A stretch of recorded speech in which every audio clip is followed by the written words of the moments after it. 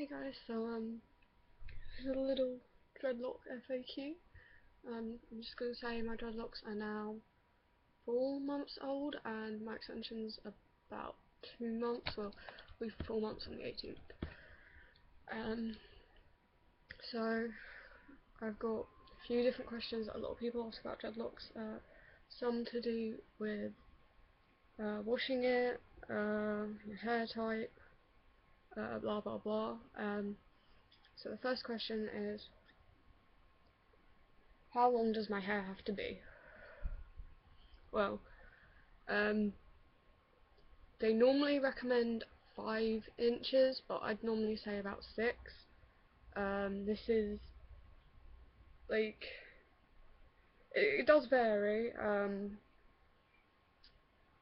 but it's much easier with a little bit of length to them. I'm trying to get my hair back. And the shorter your hair is, the faster it'll mature and everything, so I recommend 6 inches. A lot of people say 5, some people say 4. It really does vary. 6 inches is a little less than that. My hand's about 6.5, so how much shorter will it be after dreading? It does depend on the method you use. The one that makes you lose the most length is the backcombing method, but expect to lose about 1/3 of the length of your hair. How long does it take your hair to mature? Well, for the first about 3 months it's considered baby locks. They're not really matured in the slightest. They still look like dreadlocks, but they're messy. The first 6 days they may stand up a little bit, so like your hair will sort of sit like that. It did for me, but that should go down and your hair will start to lay flat again. It's just because it's so knotted, your hair's just pew. But that doesn't happen to everyone. I think it's good for it to stand up a little bit, especially shorter locks. They will stand up more. Dye and bleach. Okay, so if you want to dye or bleach your hair, your dreadlocks, it's best to do it beforehand. However, you can dye and bleach dreadlocks, you just have to be real careful to wash it all out. The dye that I tend to use is vegan. I use Manic Panic or Low East Directions. Then I tend to dilute it with conditioner, so it can make your locks undread a little bit, but as long as you do a bit of maintenance after, it's okay. It will damage your hair a bit if you use bleach or like a dye you buy in, say, Superdrug, Boots, or Walmart. I don't know American stores that sell them. Just don't use that conditioner, because you don't really want to condition your dreads. Apart from after a little while you can do a deep condition, but that's a whole other story. Swimming with dreads. Okay, so some people wonder, can you swim with dreadlocks? Yes, you can. Chlorine will not damage your hair, and salt water, like the ocean, is actually good for it. You just have to be really careful to make sure you dry them well afterwards, otherwise your hair will smell like a wet towel and you might get mildew and stuff like that, and that's no fun. So I've been told. I have no intention of it happening. Sports and sweating. Some people are scared to get dreadlocks because they think the sweat will make them go all nasty. That is not the case. You can still do sports when you have dreadlocks. You just need to wash your hair more, which may cause them to take a little longer to mature, but don't let your dreadlocks stop you from doing sports, and don't let your sports stop you from having dreadlocks. Removing dreads. Okay, so wait, I left a little out on maturing. Okay, back to the maturing. Okay, so yeah, to 3 months they are baby locks. Then to about 8 months, I think it is, they're in their sort of teenage years, and for them to be fully matured it can take up to 1 to 2 years depending on your hair type. Okay, now back to removing dreads. You can remove them without cutting your hair out, but it's easier to cut your hair. You don't have to shave it. You can cut it to about a couple, like probably twice the length of my shave patch.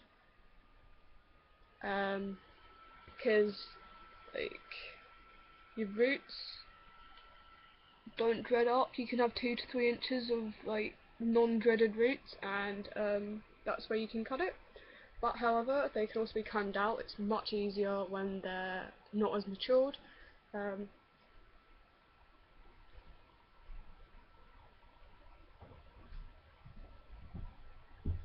That can, that's not really, it's just how easy or hard it is. You basically take a deep conditioner, apply it to your hair, and then get, say, a fork or something, and just slowly start at the bottom and brush it out. But you can do it with a comb, but I find it works best with a fork. So it can be done. The younger they are, the easier it is, but you don't have to cut your hair. That's a myth.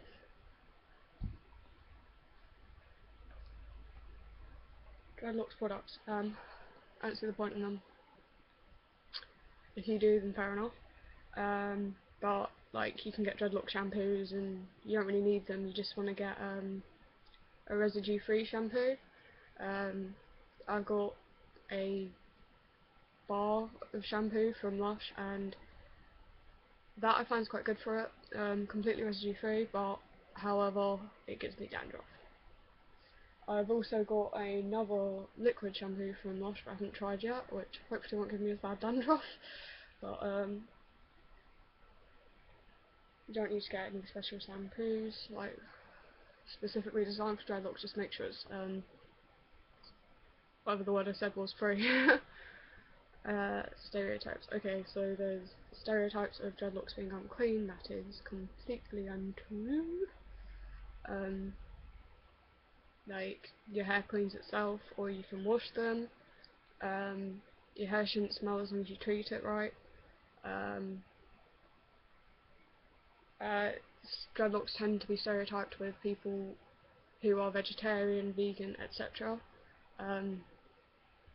But who cares about that? And the final one is the stoner hippie, but that's not too bad. So none of the stereotypes are really too true, apart from maybe that hippie one, but one of the bad stereotypes at least. Hair before dreading. Okay, want to wash your hair probably 2 days before. You don't want to wash it like just before, the night before. It needs to have a bit of dirt to it basically, and you may want to not wash it with conditioner. What I did before doing mine was I bleached it about a week before, completely fried it. Wouldn't quite recommend that if you intend to add in extensions later on, but I waited a week. I didn't wash it because that's what you do if you fry your hair. You wait a while, and the natural oils in your hair should help it repair. But it made my hair easier to knot because it was so fried, but it also makes it easier to break. So I mean, I wouldn't recommend it per se, but that's my preference. I wanted my hair longer, so I did it, and I didn't really mean to melt it. I did melt a bit of my hair. Sectioning. I would recommend sectioning properly. People tend to recommend squares or triangles, 1 inch by 1 inch. I personally chose not to follow that rule in my sectioning, but unless you're doing freeform, in which case you can still section it, but sectioning is a big important one, and the neater the sectioning, the easier it will be for your hair to be maintained. Actually, it's quite important, because say if you haven't sectioned it properly and you're just grabbing hair, your hair can sort of want to grow into a different dreadlock, and it gets all complicated and it's no fun. Luckily I've with my messy sectioning, because I wanted my dreadlocks to be different sizes. I've managed to sort it all out. Materials for dreadlocking and such. So for the different methods it depends. You'll want, so for the crochet hook method you'll want a crochet needle. Below 1mm for dreadlocking it, no, it can be around 1mm for dreadlocking. To add an extension you want it to definitely be below. So mine's 0.6, you can get as low as 0.5 I think. Material, oh yeah, that combing method you'll want a fine toothed comb, fine pick, whatever. What I recommend is using a dog's comb, preferably not one you use on a dog, like a flea comb, because they're really fine toothed and they're strong.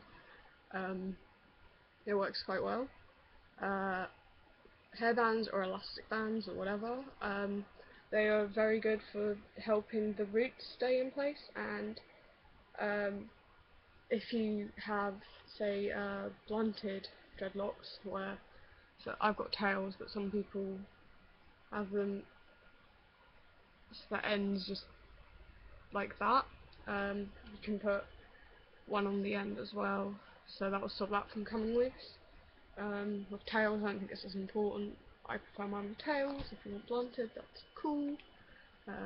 Hair types. Okay, so lots of people think with certain hair types you cannot have dreads. That's completely untrue. My hair was, well, I thinned my hair out a lot. It used to be pretty much like a stereotypical black person's hair. Very, very, very thick, etc. But you can have super thin hair and you can still dreadlock it. It will work, it just may be a bit more difficult. So that's all the frequently asked questions I already have. I hope they helped.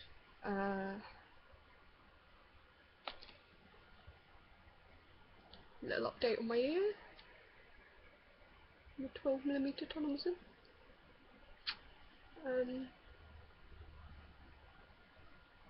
Okay, one about freeform, I guess. Freeforming is quite a long process. So I've been freeforming my fringe. I've got a braid I'm hoping will turn into a dreadlock. It's starting to dread at the roots slightly. And then these I've been trying to dread for like the 4 months I've had mine. I hadn't really decided to at first, but I wasn't washing it anyway. I wasn't combing it, I was too lazy. But you can see they're sort of taking place. They come a bit on loose when I shampoo them, on loose. But they are slowly getting there. I'm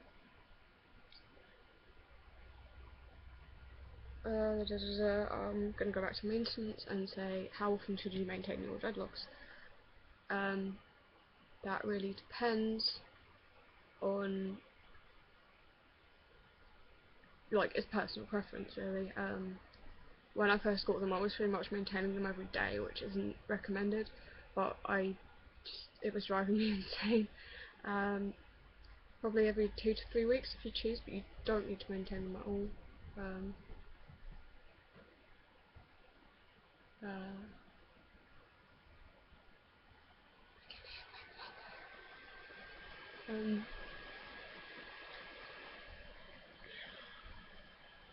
Yeah, maintenance is generally a personal preference.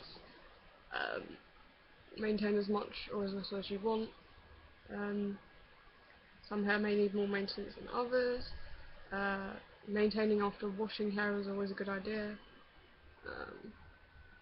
but it's complete personal preference. You can decide to do no maintenance, you can decide to do lots.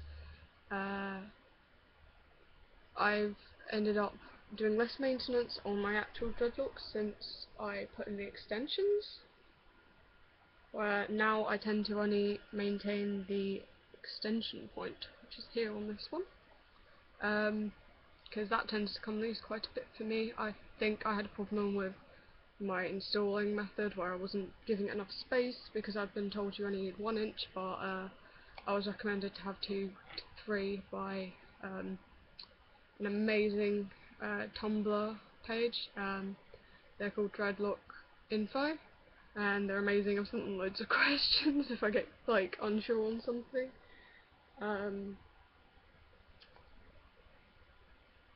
Another note on washing I don't think I covered was how often should you wash them. That again is complete personal preference. You can decide to not wash them at all, apart from if you get like mudding, because your hair can clean itself. But I've heard that that can make it take longer to dreadlock because the oils in your hair make it more slippy and harder to lock. So at first I was only washing my hair when I bleached it, which was like, I think I did that around every 3 weeks for the first 2.5 months.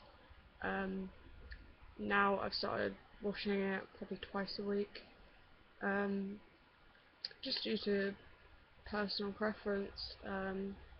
Some people say wash it as often as you wash your undreaded hair. Just, I don't know, if your hair smells, then please wash it. No one wants you to smell your smelly hair. I mean, I don't know, if you want to have smelly hair, then okay.